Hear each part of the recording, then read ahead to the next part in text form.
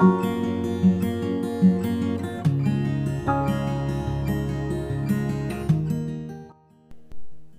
livre de la Genèse. Le serpent était le plus rusé de tous les animaux des champs que le Seigneur Dieu avait fait. Il dit à la femme, « Alors Dieu vous a vraiment dit, vous ne mangerez d'aucun arbre du jardin ?»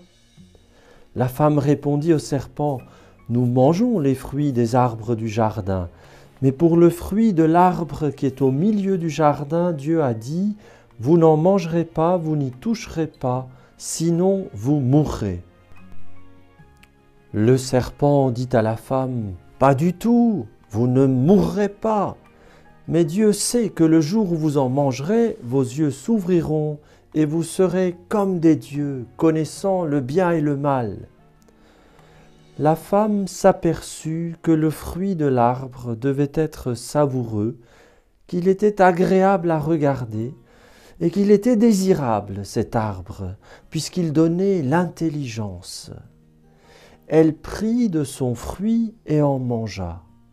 Elle en donna aussi à son mari, et il en mangea. Alors leurs yeux à tous deux s'ouvrirent, et ils se rendirent compte qu'ils étaient nus. Ils attachèrent les unes aux autres des feuilles de figuier, et ils s'en firent des pagnes. Ils entendirent la voix du Seigneur Dieu qui se promenait dans le jardin à la brise du jour.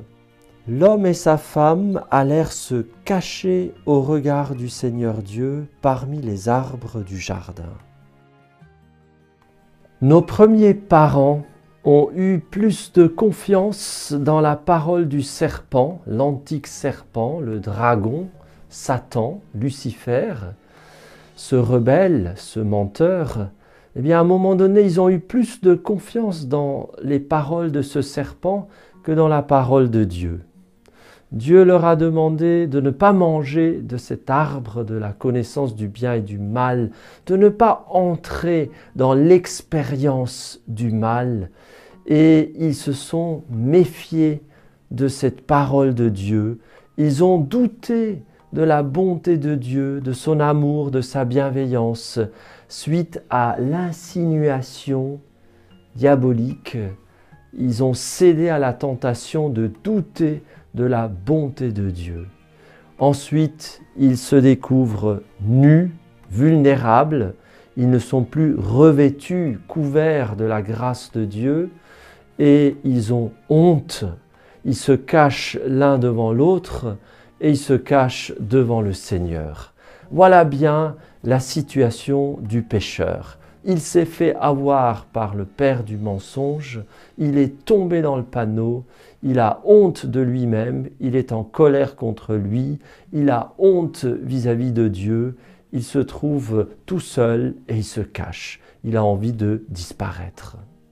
Et voilà la victoire que le serpent, Lucifer, Satan, le diable cherche.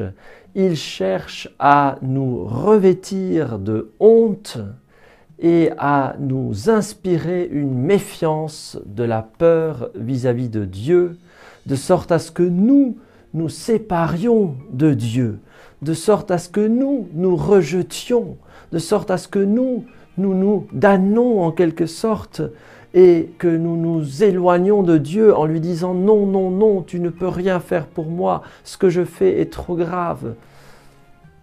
Voilà sa tactique. Alors je voudrais te rappeler une vérité très importante, je voudrais nous la rappeler. La miséricorde de Dieu sera toujours plus grande que ton péché.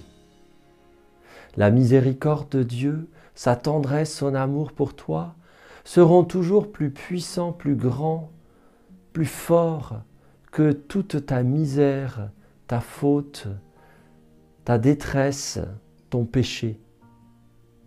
Rien ne peut nous séparer de l'amour que Dieu a révélé en son Fils, notre Seigneur Jésus-Christ. Rien. Nous serons toujours aimés infiniment de la part de Dieu. Et donc, nous pouvons toujours nous jeter dans ses bras. Le Seigneur nous lavera dans les larmes qui sont les siennes, dans les larmes qui sont celles de la Vierge Marie, de Jésus. Merci Seigneur pour ton amour infini pour mon frère, ma sœur.